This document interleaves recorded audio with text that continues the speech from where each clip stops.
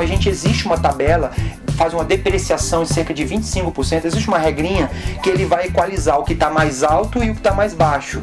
Ele vai chegar a um ponto que quem está muito baixo perde poucos pontos, quem está muito em cima perde mais pontos, para tentar equalizar isso.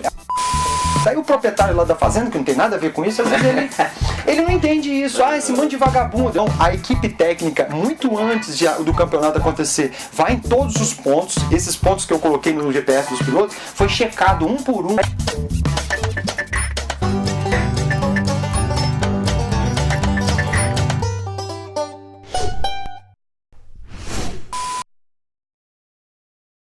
Como é que é teu nome? Zedilson Rocha. Tu é de onde? Vitória, Espírito Santo. E quantos anos tu tem? Agora 44, né? Cabelinho branco que atrapalha, mas 44. Quantos anos envolvido com voo livre? 20 anos. Caraca. De voo, Faço duplo, né, instrutor, e de um bocado de anos já fazendo apuração de campeonatos, né? Comecei com campeonatos estaduais, aí aos poucos acabei fazendo uns campeonatos um pouco maiores, que era o Sul Mineiro, que era muito forte, aí surgiu o X Cerrado, X Mantiqueira, XC Amazonas, que são competições também bem sedimentadas no Brasil, bem conhecidas, e também já comecei a fazer brasileiros no Espírito Santo, que sempre tem muitas etapas ali, que o Frank Brau e o Marcos Aurélio organizam lá, e a gente, mesmo como amigos, mas eles viram o potencial que eu podia começar a ajudar, e eu fui ajudando, e aí fui sendo conhecido no Brasil. Hoje a gente apura o campeonato de asa delta, de parapente, principalmente, que são os maior número de competições. E o China, que é da Rainbow Steam, também é da nossa área, a gente está junto sempre nessas competições. Também é do paramotor, acabou me convidando. E hoje também apuro o Campeonato Brasileiro de Paramotor e alguns campeonatos regionais de paramotor. Então, estou bem envolvido no que é voo livre mesmo no nosso Brasil, né? Não sei, pra quem já é piloto entende como funciona. Às vezes eu percebi que tem até umas polêmicas, não é todo mundo que entende bem. Dá uma pincelada pra quem é leigo, acho que não sei se tu consegue dar uma resumida legal, e talvez aí depois tu vai pontuando especificidades pra quem também já é do meio mais. Sim, então, o voo livre em si é um pouco complexo para quem está de fora, porque vê a pessoa voando, não sabe o que é. É quem voa mais alto, quem chega primeiro. Não é exatamente isso. É uma complexidade que é uma corrida aérea. A gente tem que ganhar altura e muitas vezes a gente está dependendo de térmica, está dependendo da condição do dia, direção do vento, às vezes até um pouco mais da parte técnica do próprio piloto. Então com isso leva a dificuldade toda. Então a gente precisa fazer provas que sejam dentro de um eixo, todo mundo tem que fazer aquele eixo, todo mundo consegue fazer no mesmo horário, então a gente determina um horário. Então se você for pensar, poxa, como é que eu vou colocar todo mundo? Vai decolar todo mundo junto? Não, aí a gente pensa na segurança. Eu não posso abrir uma rampa com 120 pilotos e botar todo mundo voar ali no mesmo tempo. A gente abre a janela, então a princípio, abre uma janela, todo mundo tem um tempo para decolar e se posicionar num determinado setor. Como é que o cara vai saber esse setor? Através do GPS. Então, antes de montar a prova, o camarada tem que ter, todo piloto competidor tem que ter um GPS. Muitos têm 2 ou 3 de backup. Dentro desse GPS a gente põe pontos virtuais, que é como você falou ali. Vamos imaginar, um ponto virtual seria a cidade de Poços, outro Aguaí, digamos, outro Andradas e por aí vai.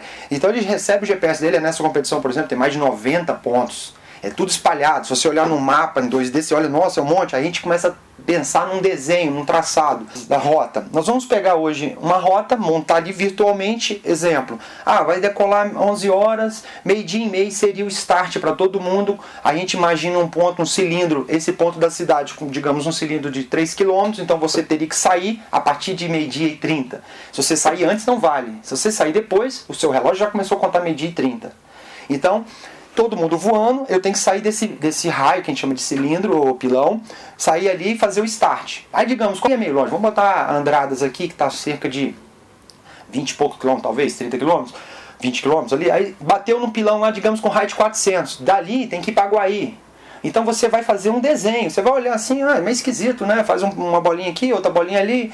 Isso é a rota que você tem que fazer. Você não pode fazer a ponto 1, ponto 3 e voltar para o 2. Você tem que fazer o 1, o 2 e o 3. Certo. Então o que acontece? Ele faz todo esse voo, é um voo virtual, ele tem o GPS, ele vê, ele corre, ele acelera, ele vai. E quando ele pousar, acabar o voo dele, não necessariamente ele é o campeão mesmo, que ele chegou primeiro. Aí eles trazem os aparelhos para mim, que é o GPS. Aí eu faço o download dos track log, que a gente chama, que é todo o trajeto, e vou analisar no sistema.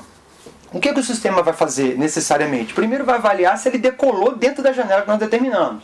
Segundo, se ele fez o start no horário certo. Isso é o primordial. Se ele startou depois, não tem problema. Se ele startou antes, virou problema. Então, ele fez o start antes do horário? Fez. Então não é start. Ele já queima a prova ali. Que a gente chama de ponto.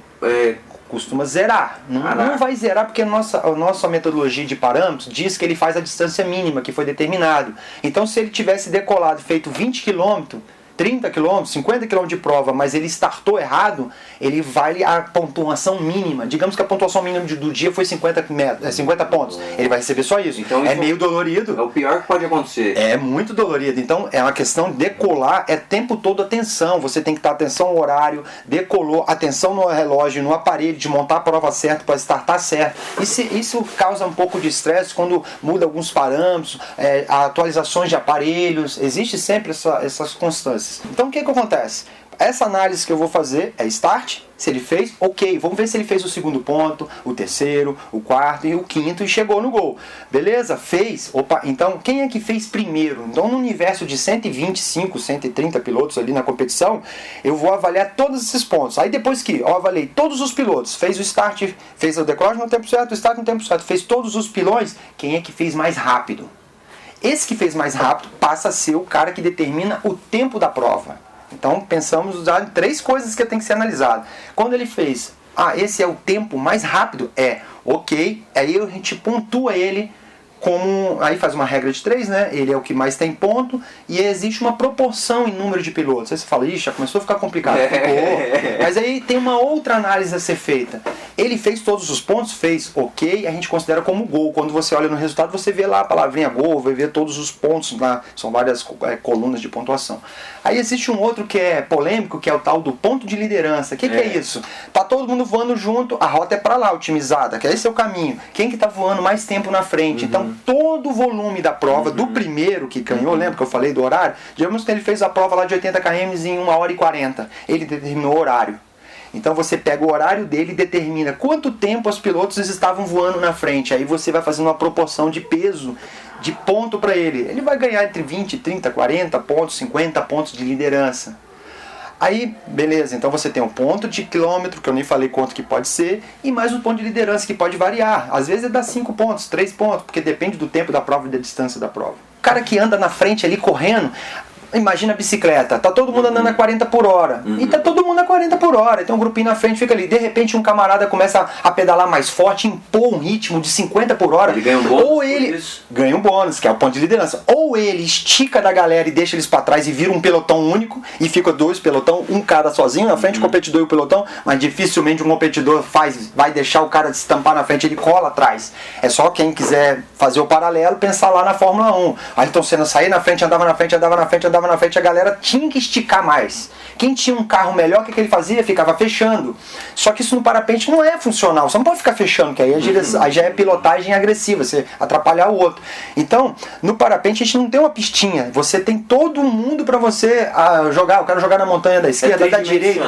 Você pode estar mais alto, pode estar mais baixo. Então, não posso fechar o cara. Eu tenho que correr. Então, se você consegue correr, subir melhor, tomar decisões, está formando uma nuvem a 2 km, eu já estou vendo aquilo, eu já tomo a decisão de agora. Chegar lá na base, na nuvem, eu não posso chegar na base da nuvem só porque ela já formou. Às vezes a gente sai antes, então é o tempo todo ativo. Você fala, o cara tá lá voando, curtindo. Não tá curtindo. Ele tá o tempo todo, estratégia, vendo o que tá acontecendo no ambiente, vendo outros pilotos, inclusive, devem ter falado em outras entrevistas, que a gente vigia muito o urubu.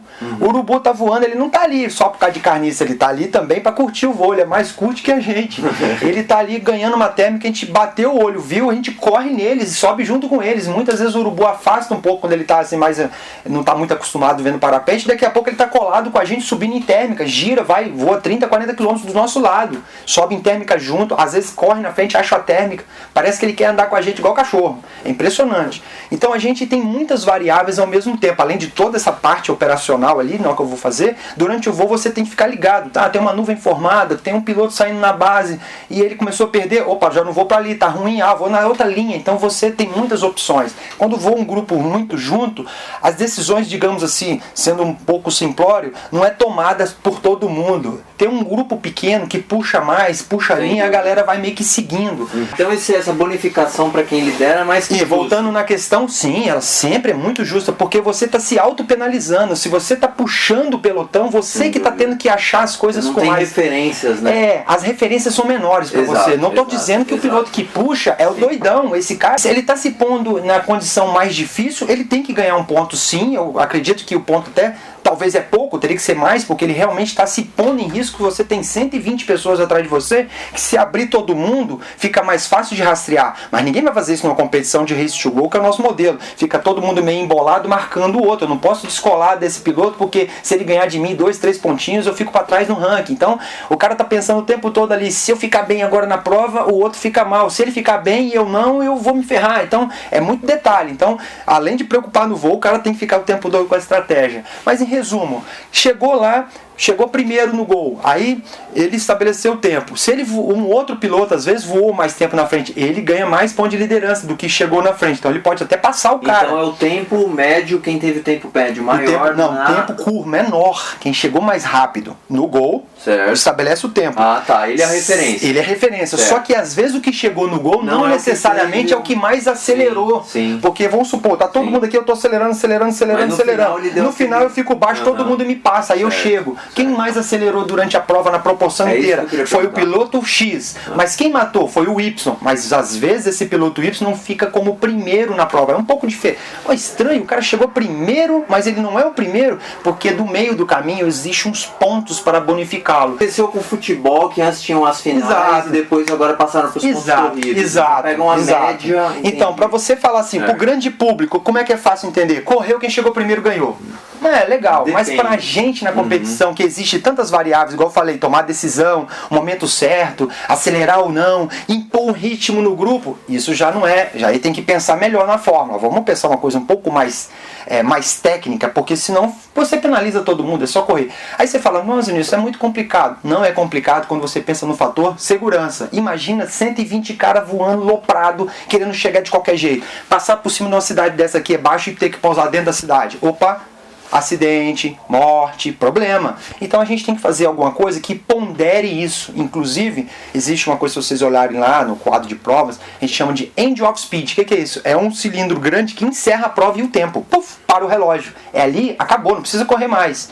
É um ponto que estabelece que pode tirar o pé do acelerador, pode chegar no gol. Não, aí pode respirar, acabou. Tal. Quando você chega, geralmente é 2, 3 km, tá? Do pilão final. Certo. Pum, bateu ali, não precisa correr mais. Respira, tranquilo e relaxa para você chegar no gol. O gol geralmente é um cilindro menor, no mesmo local. Às vezes pode ser uma linha. Você tem uma faixa. Mas aí não pontua mais nada. Não pontua mais tempo, já encerra lá atrás e parou, ponto de liderança, acabou ali. Certo. Pronto. Para você botar o pezinho lá no gol, no lugar certinho, aí você tem o ponto de tempo validado. Então, primeiro, quando chegou no end, parou o relógio, encerrou a quilometragem, encerrou a liderança. Ok, os 2 pontos estão estabelecidos, já fechou. E a base para todos os outros é aquele ponto.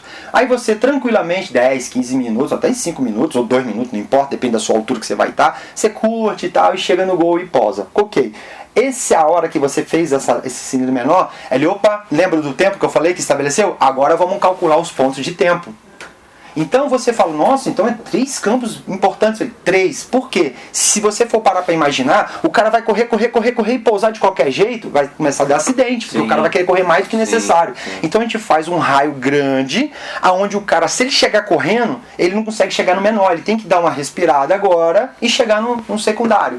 Estratégias bem feitas, montar a prova, saber voar e lidar ainda com o estresse. Um monte de gente voando, o cara passando na sua cara e você tem que concentrar, subir melhor na térmica, tomar a decisão de se posicionar melhor no grupo.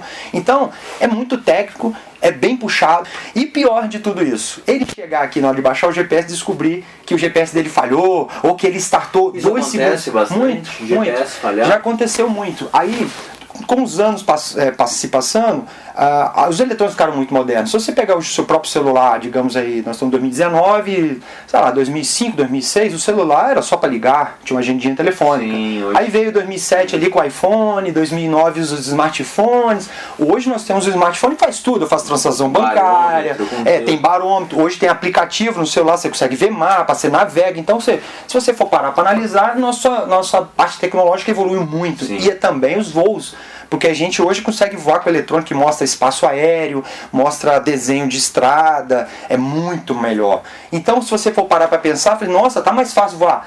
Tá não, porque agora a gente tem mais limitações, a gente tem que voar dentro de um caixote, que é um NOTAM, que é uma área determinada para o voo, não posso passar uma certa altura. É como esse ambiente que nós estamos aqui, ó. Eu só posso voar aqui dentro, não posso passar para lá, não posso passar para cima. Então ainda tem essa preocupação do piloto, às vezes a condição tá boa, a nuvem está mais alta, ele não conseguiria passar, mas ele não pode passar e ele tem que sofrer para ficar um pouco mais baixo. Então existe mais dificuldades. Então nós temos hoje a dificuldade que o nível dos técnicos está muito grande, então um piloto não consegue descolar de todo mundo e sair disparado na frente, fica todo muito embolado, então é muito competitivo, isso é importante, é legal, é muito bacana. As dificuldades de espaço aéreo, de locais, pontos de pouso, então a gente às vezes até vê alguma notícia ruim que um proprietário de uma fazenda reclamando que os pilotos de parapente estão pousando lá, reclamando.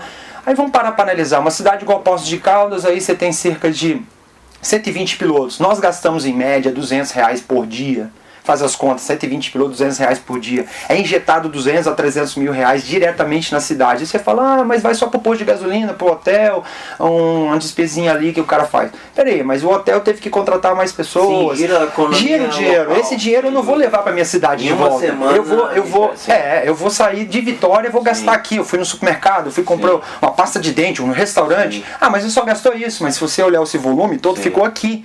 Então é importante para a cidade, dúvida, é importante demais o apoio. Aí você fala, mas os caras sobem a montanha, lá vou, eu nem vejo nada.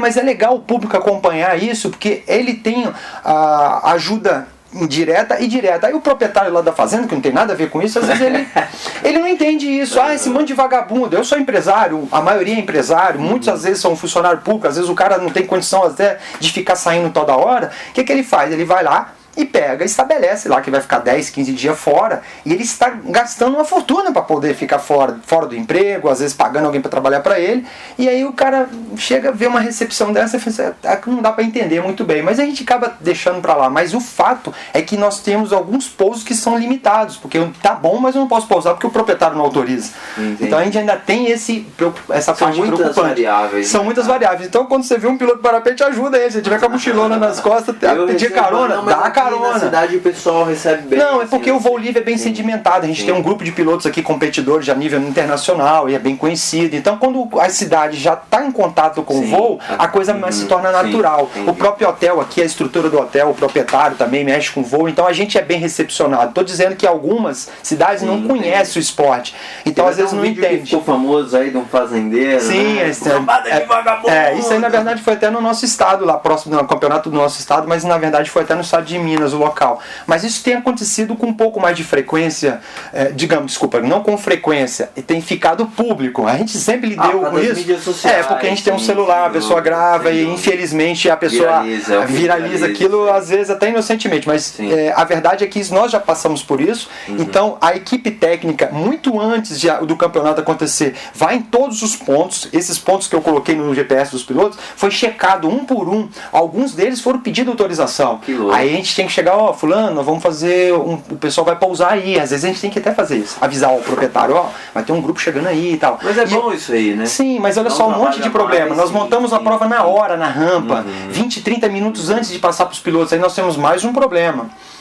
Quando nós temos NOTAM, nós temos áreas. Às vezes a gente tem que ligar para a aeronáutica, mesmo com autorização, falar, nós vamos usar o setor tal e tal. Então a gente tem tudo na hora. Sim. Então a gente tem, na verdade, um volume muito grande de variáveis para pensar. E aí, depois, como eu falei, vamos resumir toda a questão de pontuação. Como eu falei, muita coisa que talvez a pessoa vai ficar... Vamos pensar mais fácil? Quem faz o start e voa mais rápido, a priori, mais rápido que eu falo, durante todo o percurso, esse é o campeão. Então ele tem que sair na frente, correr, fazer todo o trajeto e chegar primeiro. Ele tem a possibilidade de ser o campeão. Quando você chega assim, então é assim que ganha o campeonato? Basicamente é. No final disso tudo, eu junto todas as provas e não ficaria justo o camarada que voou bem alguns dias ficar, porque um dia que o outro voou bem e ele não voou, ele ficar lá para trás e não conseguir recuperar. Então existe uma tabela, faz uma depreciação de cerca de 25%, existe uma regrinha que ele vai equalizar o que está mais alto e o que está mais baixo.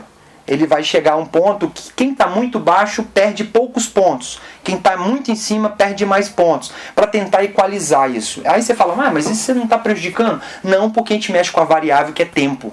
Hoje o dia está meio feio.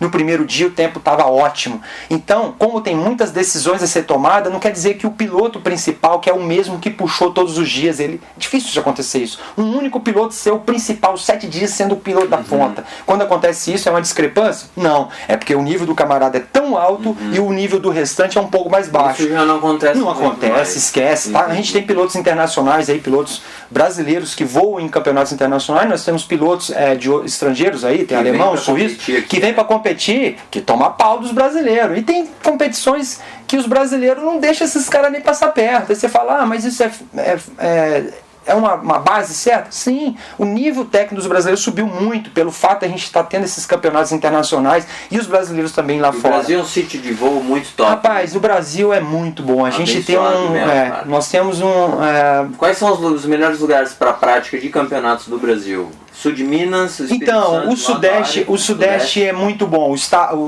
Alguns estados têm um trabalho bem forte, que aí depende do organizador, depende então um pouco de equipe. A gente já tem no estado do Espírito Santo, porque tem um organizador, um competidor que já tem um know-how muito grande nisso, que é o Frank Brau. Então ele consegue fazer etapas em Castelo e Baixo Guandu, que tem acontecido PWC nos últimos anos, e já aconteceu super final, vários brasileiros, mas lá, por exemplo, não é muito adequado para asa delta por questão de pouso. Então, quer dizer, é bom para o parapente, mas já não é tão legal para asa. Aí aqui Andradas já é Aí Andradas já é muito bom para asa, muito bom para o parapente, mas todos os nossos sítios nós temos algumas limitações de tempo, não dá para fazer o ano todo, então a gente tem um período, e aí a gente conta ainda com a previsão, e a gente tem uma estimativa, digamos, de 80% de acerto, 70% de acerto, então não dá para falar, poxa, lá foi ruim, a gente não tem como justificar a questão da previsão com tanta certeza. Então o Sudeste aqui, São Paulo, o estado de Minas principalmente, tem muitos lugares muito bons que eu gosto muito, que é aqui em Andradas, aqui em Poços, gosto muito de Araxá também, uns lugares excelentes de voo, e tem outros potenciais que estão crescendo, a gente está descobrindo novos lugares, novos sítios que tem um potencial mega gigante, como Montes Claros e tal.